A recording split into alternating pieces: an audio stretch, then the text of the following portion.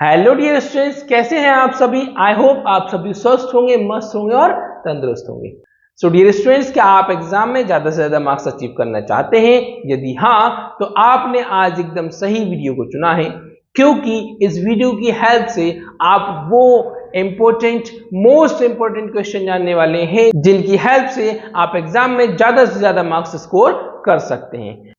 सो dear students, ये video उन students के लिए है जो 10th क्लास में आ गए हैं, और ये उन 10th क्लास स्टूडेंट्स के लिए ये वीडियो आज वरदान साबित होने वाली है, क्योंकि इस वीडियो की हेल्प से वो अपने एग्जाम्स में ज्यादा से ज्यादा मार्क्स स्कोर कर सकते हैं, क्योंकि ये क्वेश्चन जो हैं आपसे एग्जाम में पूछे ही जाते हैं। सो डियर स्टूडेंट्स, वीडियो के अंत तक बने रहिए, वीडियो को बीच में स्किप नहीं कीजिएगा, क्योंकि अगर आपने बीच में स्किप किया इट मींस आपने अपने एक इंपॉर्टेंट पहलू को स्किप कर दिया है। सो डियर स्टूडेंट्स, आइए और वन बाय वन हम अपने सारे मोस्ट इंपॉर्टेंट क्वेश्चन को जानते हैं और उनको समझते हैं। So dear students, most important question की कैटेगरी में सबसे पहला प्रश्न जो हमारा है, एचसीएफ दिया है जो कि 9 है, और वो एचसीएफ किनका है? 306 और 657 का। आपको एलसीएम ज्ञात करना है, ठीक है। आपको इन्हीं संख्याओं का क्या करना है? एलसीएम ज्ञात करना है। सो इसको सॉल्व करने के लिए बच्चों हमें क्या करना होगा? हम यहां लिख लेते हैं एचसीएफ है किस किस का। आपको एचसीएफ दिया है 306 और 657 का, जो कि कितना है? 9। आपको एलसीएम ज्ञात करना है इन्हीं संख्याओं का, तो हम एलसीएम ज्ञात करते हैं। तो दोस्तों, आपको एलसीएम ज्ञात करने के लिए एक फॉर्मूला याद रखना होगा। ये फॉर्मूला याद रखिएगा, ये आपके लिए बहुत महत्वपूर्ण फॉर्मूला है, जो कि आप बचपन से 5th क्लास से आप ही इस फॉर्मूले को सीखते आ रहे हैं। सो फॉर्मूला क्या है? एलसीएम इंटू एचसीएफ इक्वल होता है दो संख्याओं के गुणनफल के बराबर। क्या बच्चों? दो संख्याओं के गुणनफल के बराबर हमारा एचसीएफ और एलसीएम का गुणनफल होता है। ये एक सिंपल सा फॉर्मूला है जो कि आपके लिए बहुत ही महत्वपूर्ण है और आपको ये याद करना ही है। अब क्या करेंगे? आप एलसीएम की जगह एलसीएम लिख दें, क्योंकि वो तो हमें ज्ञात करना है, इनटू एचसीएफ जो कि कितना है? 9 है, एचसीएफ लिख दिया। और बच्चों यहां पर बोली गई है दो संख्याओं का गुणनफल, तो आप यहां देख रहे हैं कि दो संख्याएं कौन सी हैं? 306 और 657। तो इन दो संख्याओं की जगह पर हम इन दोनों का गुणनफल लिख देंगे, तो 306 गुणा 657। अब यार बच्चों, आपको क्या करना है? एलसीएम निकालना है। तो एलसीएम के साथ ये जो 9 इंटू में है, इस 9 को आप पक्षांतर करेंगे, ट्रांसफर करेंगे, और जब वैल्यू ट्रांसफर होती है तो उसका साइन अपोजिट हो जाता है। इट मींस ये यहां पर 9 इंटू में है, तो पक्षांतर होकर वो डिवाइड में चला जाएगा। तो यहां पर आपका बचता है LCM is equal to 306 into 657 upon 9। Okay बच्चों, तो इस तरह से आपका ये हमने पक्षांतर करके लिख लिया है। अब आप क्या करेंगे कि यहां पर इस 9 से दोनों में से किसी भी नंबर को जो भी डिवाइड हो सकता है उसको डिवाइड करें। तो दोनों ही यहाँ पर डिवाइड हो रहे हैं, हम किसी एक को भी डिवाइड कर लेते हैं। तो 9 एकम 9, यहाँ 9 से इसको भाग देते हैं, तो 9 या 27, ठीक है बच्चों, क्या जाएगा? 27 बचेगा 3 और 9 चौके 36। तो यहाँ पर आता है 34 गुणा 657। अब बच्चों क्या करेंगे? हम यहाँ पर इनका एलसीएम कर लेंगे। तो 34 गुणा 657 होता है 22338, ठीक है बच्चों। तो ये इन दोनों का गुणनफल हो जाएगा, और ये सिंपल सा क्वेश्चन जो आपको यहां दिख रहा है, ये आपका मोस्ट इंपोर्टेंट क्वेश्चन है, ठीक है। तो आप इस तरह से इसको आसानी से, आप एलसीएम ज्ञात करने के लिए बोले तो एलसीएम ज्ञात कर सकते हैं, एचसीएफ ज्ञात करने के लिए बोला जाए तो आप एचसीएफ भी ज्ञात कर सकते हैं, और अगर आपको दो संख्याओं में से कोई एक संख्या ज्ञात करने के लिए बोले तो इसी फॉर्मूले की हेल्प से आप तीनों को आसानी से ज्ञात कर सकते हैं। डियर स्टूडेंट्स, आइए चलते हैं हमारे दूसरे इंपॉर्टेंट महत्वपूर्ण प्रश्न की ओर। डियर स्टूडेंट्स, हमें यहां इस क्वेश्चन में क्या करना है? सिद्ध कीजिए कि 3 + 2√5 एक अपरिमेय संख्या है। क्या सिद्ध करना है बच्चों? 3 + 2√5 को अपरिमेय सिद्ध करना है। अब बच्चों पहले तो हमें पता होना चाहिए परिमेय और अपरिमेय क्या होता है। सो परिमेय संख्या वो जिसे आप p/q के रूप में व्यक्त कर सकें, जहां p तथा q पूर्णांक हो और q बराबर 0 नहीं हो। ठीक है बच्चों, क्या हो? q बराबर 0 नहीं हो, ये हमारी परिमेय संख्या है। ठीक इसी के विपरीत अपरिमेय संख्या, जिसे आप p/q के रूप में व्यक्त नहीं कर सकते हैं, मतलब जिसे एक आप भिन्न के रूप में व्यक्त नहीं कर सकते हैं, उन्हें हम अपरिमेय संख्या कहते हैं। अब इसको अपरिमेय सिद्ध करना है तो सबसे पहले आपको क्या करना होगा, आप यहां लिख लें माना कि, क्या लिखेंगे? माना कि 3 + 2√5 एक परिमेय संख्या है। क्या बच्चों? यह एक परिमेय संख्या है। हमें अपरिमेय सिद्ध करना है तो पहले इसको परिमेय मान लेना होगा। अब परिमेय संख्या क्या होती है? जो कि भिन्न के रूप में, मतलब p/q के रूप में, p/q लिख लें, a/b लिख लें, x/y लिख लें, कुछ भी आप लिख सकते हैं, तो भिन्न के रूप में व्यक्त करते हैं। तो 3 + 2√5 = p/q। अब हमेशा ध्यान रखिएगा, इसमें इस तरह की जब संख्या लिखी होगी तो आपको क्या करना होगा, पहले नॉन रूट, बिना रूट वाली संख्या को लिख लेना है। तो 3 का पक्षांतर करेंगे, सो 2√5 यहां पर अपनी जगह पर है, p/q और 3 उस तरफ जाकर -3। देन आपको क्या करना है, 2 का ट्रांसफर करना है। सो पहले हम क्या करेंगे, इसके इसमें क्रॉस मल्टीप्लाई कर देते हैं। सो 2√5 = p - q को इससे क्रॉस मल्टीप्लाई किया तो 3q/q। इसके बाद आप इस 2 को भी ट्रांसफर कर दें तो यहां पर √5 अकेला बचेगा, = देखिएगा इक्वल के नीचे इक्वल, बिल्कुल इस सीक्वेंस में, इसी ऑर्डर में हल करिएगा। अब 2 ट्रांसफर करते हैं जो कि इनटू में है √5 के, तो ट्रांसफर होकर डिवाइड में आ जाएगा। ठीक है, सो p - 3q के डिवाइड में जाएगा और q से मल्टीप्लाई हो जाएगा। अब बस इस सवाल में तय करना है और थोड़ी सी आपको थ्योरी लिखनी होगी। क्या लिखना होगा उसके लिए? यहां हम लिखेंगे, चूंकि p तथा q पूर्णांक है, क्या बच्चों? p तथा q पूर्णांक है, जहां q बराबर 0 नहीं है। ठीक है, q बराबर 0 नहीं है, इसलिए p - 3q/2q एक परिमेय संख्या है। क्या बच्चों? ये एक परिमेय संख्या है। ओके, अब ये परिमेय संख्या है और इस परिमेय संख्या के बराबर में जो भी होगा वो भी परिमेय होगा, इसलिए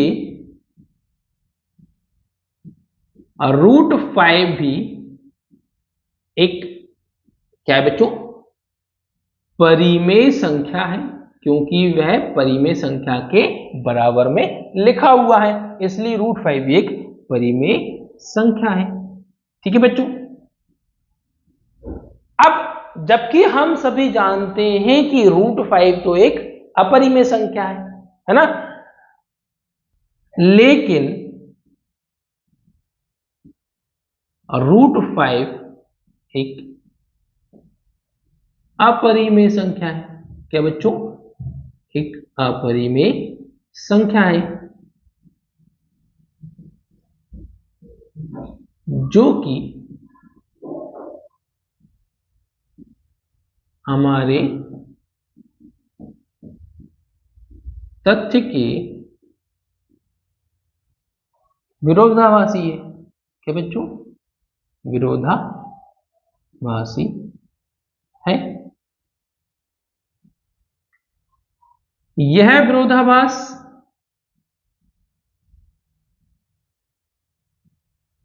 क्या बच्चों? यह विरोधाभास, कौन सा विरोधाभास? कि √5 एक परिमेय संख्या है जबकि √5 क्या है? अपरिमेय संख्या है। तो यह विरोधाभास हमारी त्रुटिपूर्ण कल्पना के कारण हुआ है, कल्पना के कारण हुआ है। ठीक है, तो इसके बाद आप क्या लिखेंगे, अतः हम निष्कर्ष निकालते हैं, क्या बच्चों, अतः हम निष्कर्ष निकालते हैं कि 3 + 2√5 एक अपरिमेय, क्या बच्चों, अपरिमेय संख्या है। ठीक है बच्चों, तो क्या लिखना है हमें यहां पर थ्योरी में कि P तथा Q पूर्णांक है, जहां Q शून्य नहीं है। क्या बच्चों, P तथा Q पूर्णांक है जहां Q शून्य नहीं है। इसका मतलब क्या हुआ कि P - 3Q/2Q एक परिमेय संख्या है, और इस परिमेय संख्या के सामने जो भी अंक लिखा हुआ है, जो भी संख्या लिखी हुई है, वो भी परिमेय संख्या होगी। लेकिन √5 हम सभी जानते हैं कि √5 एक अपरिमेय संख्या है। ठीक है, तो ये दोनों बातें क्या हो गई, एक दूसरे के अगेंस्ट हो गई, एक दूसरे के विपरीत हो गई, जो कि हमारी किसके कारण हुई है, हमारी त्रुटिपूर्ण कल्पना के कारण हुई है ना। इससे हम निष्कर्ष निकालते हैं कि 3 + 2√5 जो है एक अपरिमेय संख्या है।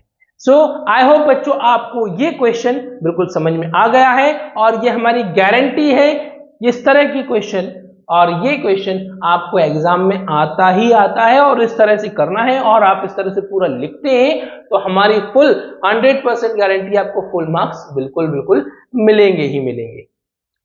अब डियर स्टूडेंट्स, हमारा थर्ड क्वेश्चन जो आता है, जो कि आपके सेकंड चैप्टर से बिलोंग करता है, जो कि क्या है, निम्न द्विघात बहुपद के शून्य ज्ञात कीजिए। क्या करना है, नीचे दिए गए जो द्विघात बहुपद है उस बहुपद के शून्य ज्ञात करने हैं, और उन शून्यकों तथा गुणांकों के संबंध की सत्यता की जांच करना है।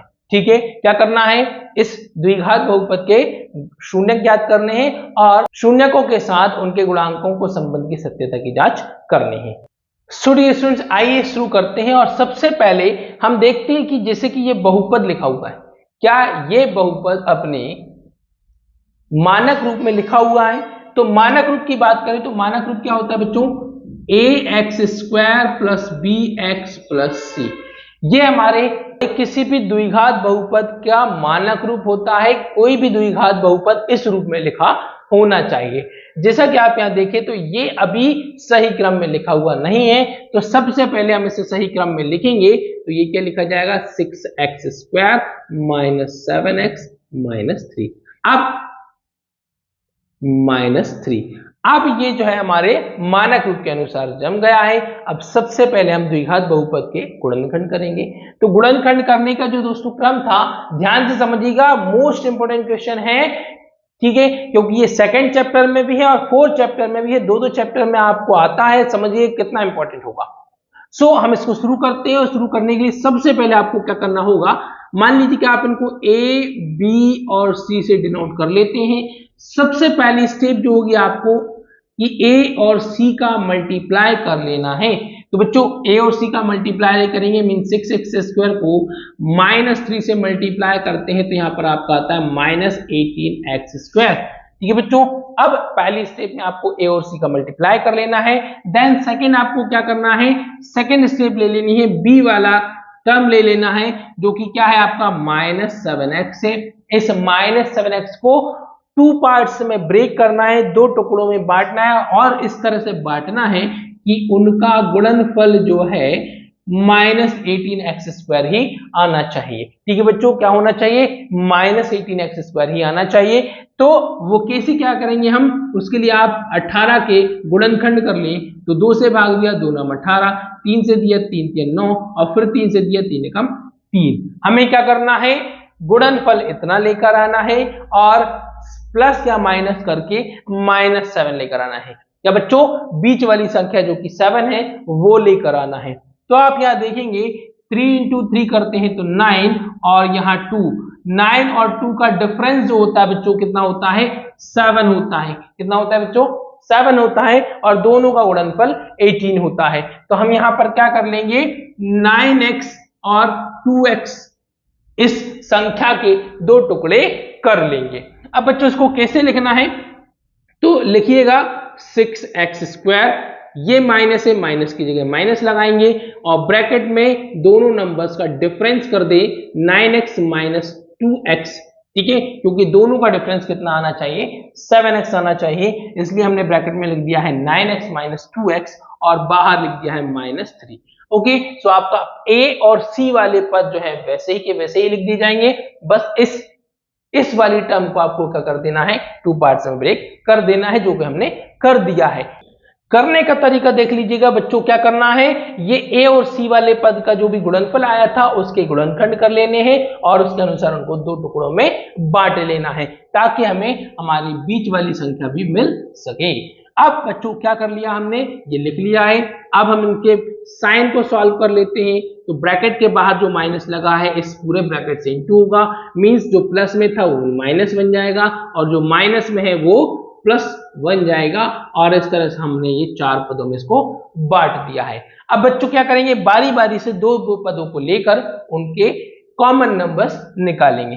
तो जैसा कि आप यहाँ देखते हैं 6x² और 9x में कॉमन नंबर क्या होगा, तो 6 के फैक्टर बच्चों होते हैं 2 × 3 × x × x, 9x के होते हैं बच्चों 3 × 3 × x, ठीक है बच्चों। कॉमन नंबर्स की बात करें तो 3 कॉमन है, x कॉमन है, तो 3x यहाँ पर कॉमन आ गया, तो कॉमन को हमने बाहर लिख दिया है। तो कॉमन नंबर्स, तो ये तो बाहर निकल गया है, ठीक है बच्चों, यहाँ ये कॉमन आ गए हैं। अब 6x² से बाकी क्या बचा बच्चों, तो क्या बचा, 2x बचा, तो ब्रैकेट के हम अंदर हम जो है 2x लिख देंगे। उसके बाद 9x में देखिए तो क्या बचा, सिर्फ ओनली 3 बचा है, तो -3, ठीक है ना बच्चों।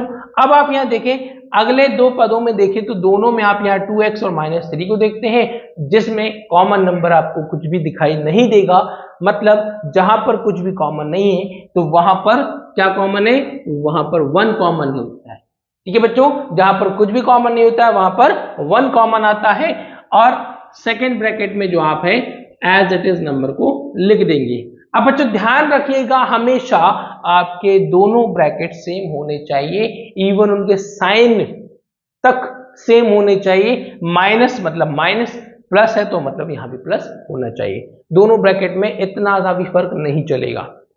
अब पहले फैक्टर की बात करें, पहले गुणनखंड की बात करें तो दोनों ब्रैकेट का एक कॉमन लेकर लिख दिया जाएगा। दूसरा फैक्टर जो है बाहर जो कॉमन नंबर्स लिखे गए थे उनको साथ लिख देंगे, तो आपका दूसरा गुणनखंड आ जाएगा, ठीक है ना बच्चों। तो इस तरह से आज हमने क्या कर लिया है, गुणनखंड करना सीख लिया है। अब बात क्या हुई है, शून्य ज्ञात कीजिए। तो शून्य कैसे ज्ञात करेंगे, तो बच्चों आप यहां लिखिएगा पहले शून्यक, क्या लिखेंगे, शून्यक लिखेंगे। तो पहला शून्यक जो है 2x - 3 पहले गुणनखंड को लेकर बनेगा। हमेशा ध्यान रखिएगा पहले अचर राशि का पक्षांतर किया जाता है, अचर मतलब संख्या, -3 को पक्षांतर करेंगे तो उस तरफ जाकर +3, फिर चर राशि का पक्षांतर करेंगे तो चर को छोड़कर 2 उस तरफ आएगा तो जो कि डिवाइड में आ जाएगा। तो पहला शून्य हमारा आ गया 3/2। अब दूसरे शून्य की बात करें तो दूसरा शून्य क्या होगा, दूसरे गुणनखंड से, मतलब 3x + 1 = 0। सबसे पहले क्या करना है, अचर राशि का पक्षांतर करना है, तो 3x अपनी जगह पर आ जाएगा और -1 का पक्षांतर किया तो प्लस का माइनस हो जाता है, और 3 पक्षांतर किया जाएगा तो x = -1/3। तो प्यारे बच्चों आज हमने गुणनखंड करके उनके शून्यक भी निकाल लिए हैं। अब बात करते हैं शून्यकों तथा गुणांकों के संबंध की सत्यता की।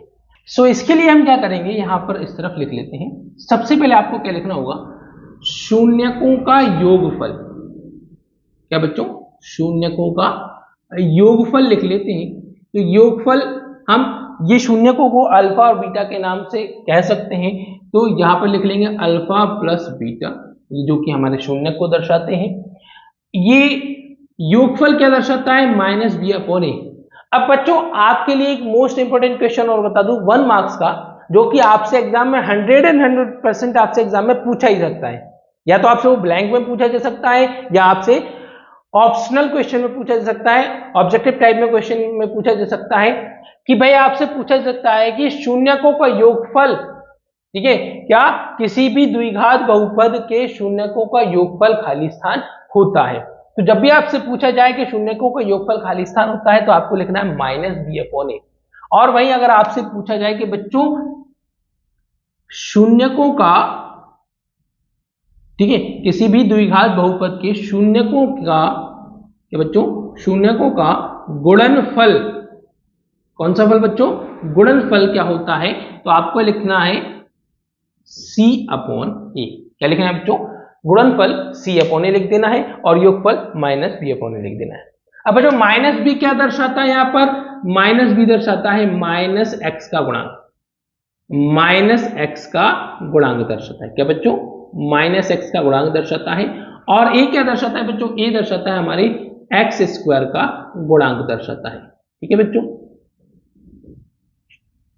इसी तरह से यहां पर c जो है हमारी क्या दर्शाता है, अचर राशि को दर्शाता है। क्या बच्चों, अचर राशि को दर्शाता है। और वहीं a, तो a जो ऊपर दर्शा रहा था वही नीचे दर्शाएगा, मतलब x² का गुणांक। ठीक है ना बच्चों, क्या दर्शाएगा, x² का गुणांक यहां पर ये दर्शाएगा। अब आइए हम क्या करते हैं, पहले योगफल करते हैं फिर गुणनफल करेंगे।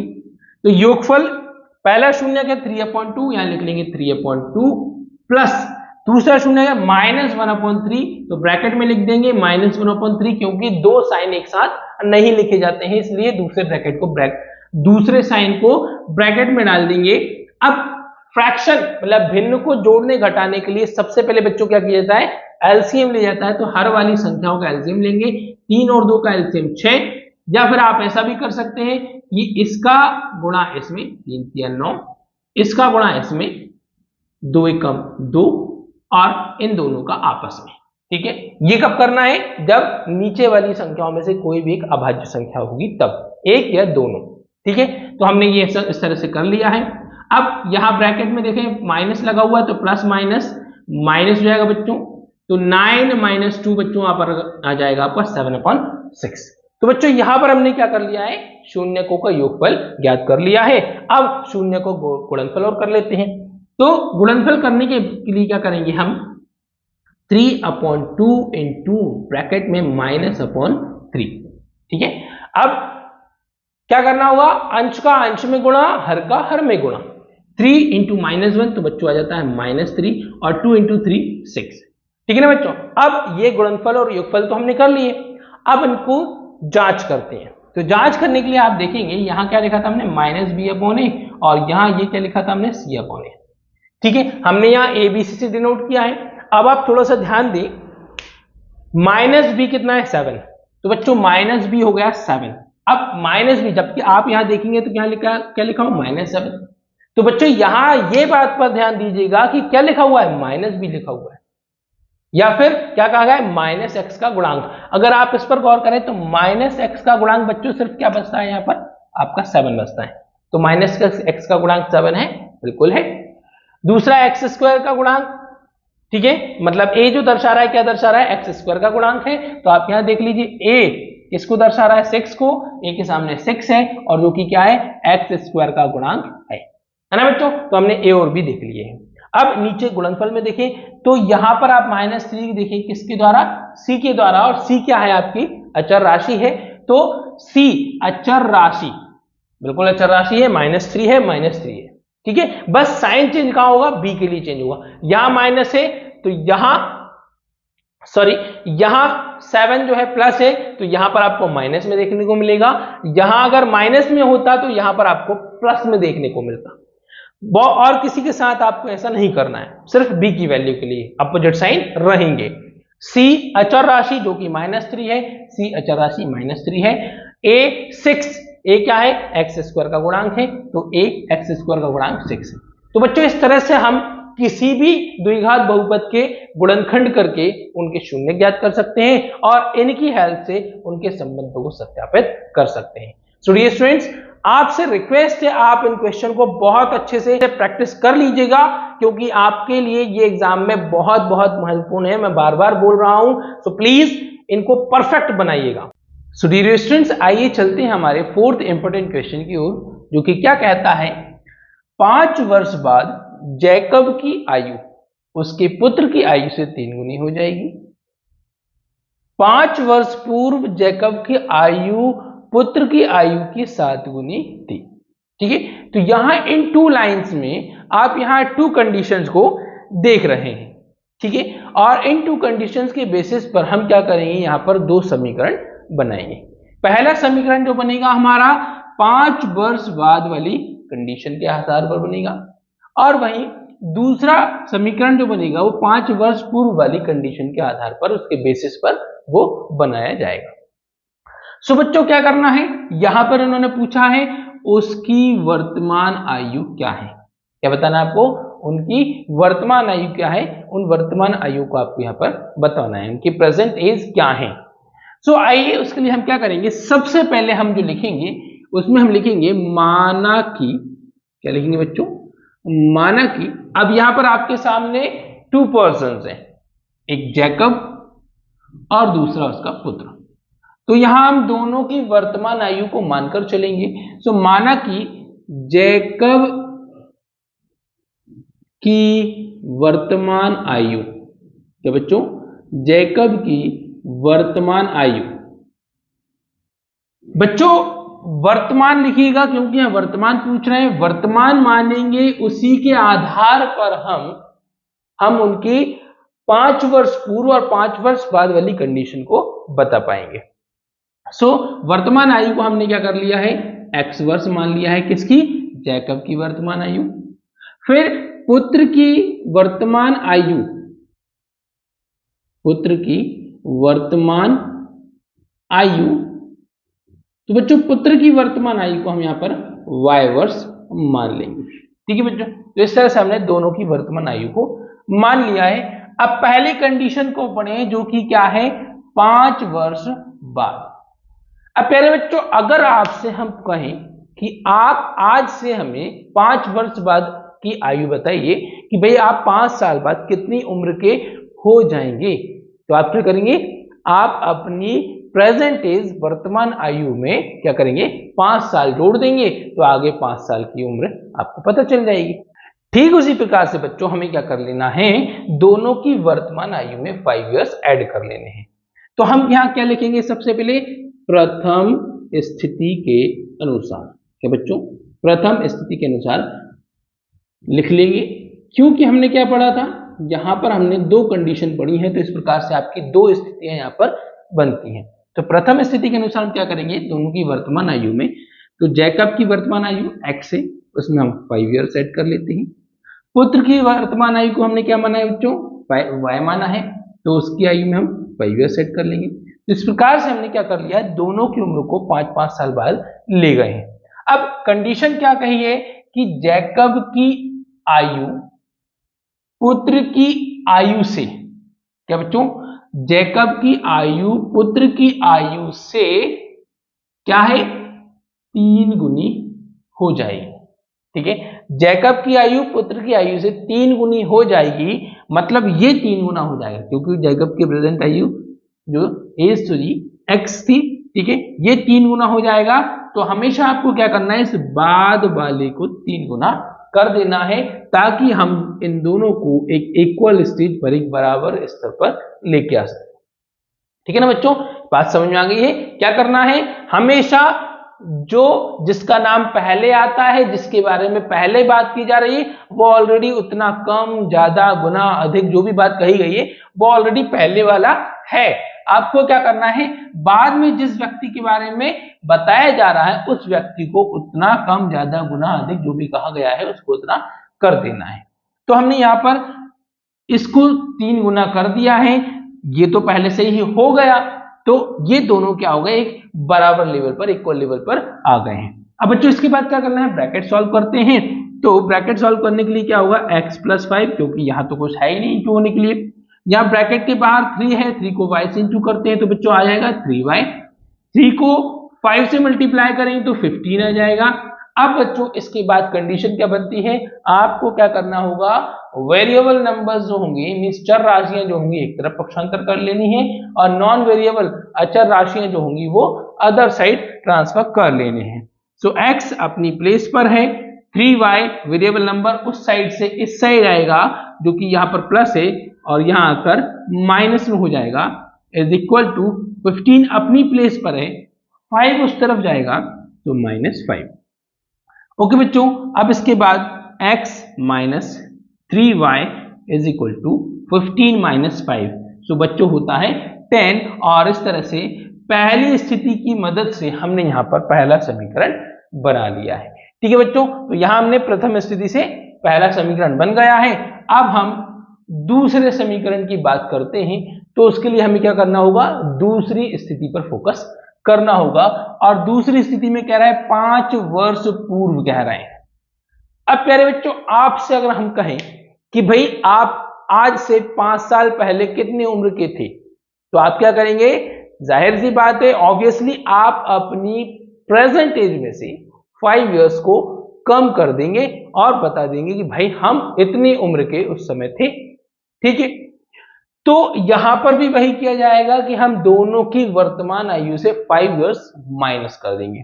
तो लिखिएगा, द्वितीय स्थिति के अनुसार, क्या लिखना है, द्वितीय स्थिति के अनुसार लिख लेना है। अब सेकंड कंडीशन आपकी वही बनती है कि भाई दोनों की प्रेजेंट एज में से आपको 5 माइनस कर लेने हैं। सो उसके जैकब की जो प्रेजेंट एज थी उसमें से 5 इयर्स माइनस कर दिए, वहीं उसके पुत्र की प्रेजेंट एज जो थी y थी उसमें से 5 इयर्स माइनस कर दिए। अब बात क्या कही गई है कि भाई जैकब की आयु उसके पुत्र की आयु की 7 गुनी थी। क्या बच्चों, 7 गुनी थी, है ना। जैकब की, किसकी, जैकब की आयु 7 गुनी थी। मैं एक बार फिर से दोहराता हूं, जिसका नाम पहले लिया गया है वो ऑलरेडी उतना होगा या उतना था। आपको बाद वाले को यहां बोला है 7 गुना, गुना मतलब गुणा, तो हम कर देंगे गुणा। ठीक है, तो बाद वाले को उतना गुना कर देंगे ताकि ये इसके इक्वल आ जाए। अब ब्रैकेट सॉल्व कर देते हैं, तो x माइनस 5 इस वाले ब्रैकेट के बाहर कुछ है नहीं मल्टीप्लाई होने के लिए, is equal to 7 into y, तो बच्चों हो जाएगा 7y, 7 इंटू -5, तो बच्चों हो जाएगा -35। अब फिर वही कंडीशन बनती है कि वेरिएबल नंबर्स एक तरफ ट्रांसफर कर लिए जाएंगे, नॉन वेरिएबल सारे एक तरफ एक साथ कर लिए जाएंगे। सो x बच्चों अपनी प्लेस पर है, 7y इस तरफ आएगा तो -7y इज इक्वल टू -35 वही अपनी प्लेस पर है, ये कहीं नहीं गया है। बच्चे अक्सर गलती कर देते हैं कि इसको प्लस बना देते हैं। ठीक है, हम इसको ट्रांसफर नहीं कर रहे हैं, इसका साइन चेंज नहीं करना है। -5 उस तरफ जाकर प्लस का 5 हो जाएगा। So x minus 7y is equals to होता है -30। और मेरे प्यारे बच्चों, इस तरह से आपने यहां पर सेकेंड इक्वेशन, दूसरा समीकरण भी बना लिया है। अब हम इन दोनों समीकरणों की हेल्प से, इन दोनों इक्वेशंस की मदद से, हम इन दोनों की हेल्प से क्या करेंगे, विलोपन विधि को हल करना सीखेंगे। और विलोपन विधि को हल करते हुए जानेंगे कि कैसे इन दोनों की वर्तमान आयु मिलती है हमको। सो प्यारे बच्चों, अब हम इस इंपॉर्टेंट क्वेश्चन के साथ साथ एक इंपॉर्टेंट मेथड भी सीखने वाले हैं, जो कि क्या है, हमारी विलोपन विधि। सो हम विलोपन विधि को सीखते हैं कि उसको कैसे हल किया जाता है। और उसको हल करने के पैटर्न में सबसे पहला जो हमारी फर्स्ट स्टेप आती है, हमें ये देखना होता है कि यहाँ पर ये जो दो चर दिए गए हैं x और y, उन दो चर में से किस चर के गुणांक समान हैं या नहीं।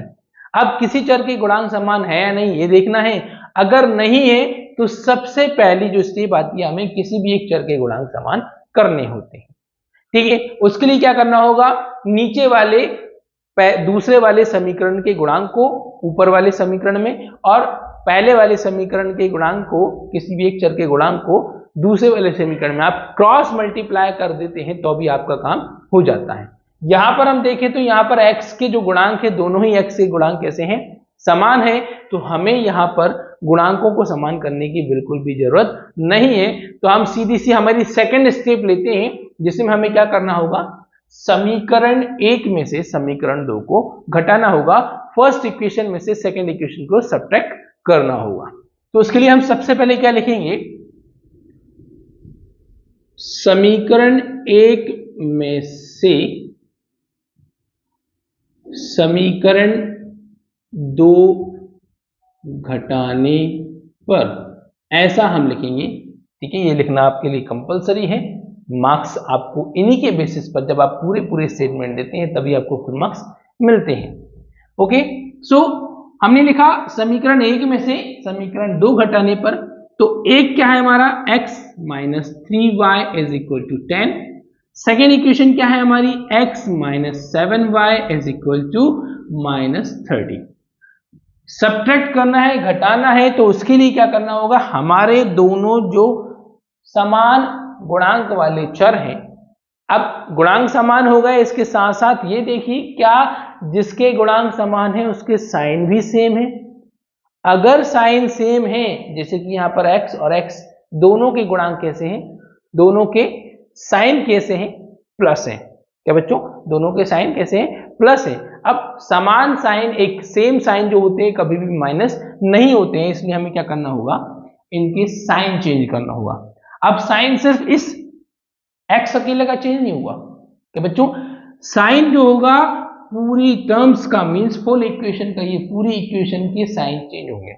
मींस जो प्लस में था वो माइनस हो जाएगा, जो माइनस है अब वो प्लस हो जाएगा।